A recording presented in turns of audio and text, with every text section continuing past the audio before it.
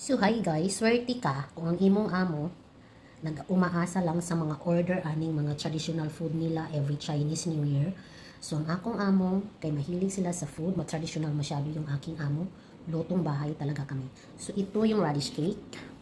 Mahal ito pag sa mga 5-star hotel ka umu-order. So kami gumagawa talaga kami nito before 1 month mag Chinese New Year. Gumagawa kami nito araw-araw ng kasama ko para lang ipamigay sa mga friend ng aking amo.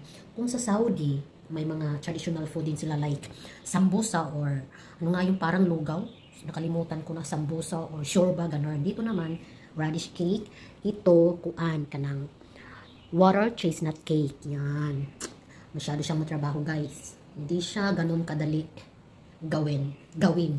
Bisaya yarn. So, ito, tikoy. Tikoy, kung sa Chinese, lingko. Ayan. Kaya, lahat ng mga kuko na yan, ginagawa namin. Marami pang mga traditional food na kami yung gumagawa. So, yun lang. Radish cake. Ito yung radish cake. Matay. Water chestnut cake or matay ko. And, lingko. Tikoy baga kung sa ato ah. Si Kung Hi Fa Choy.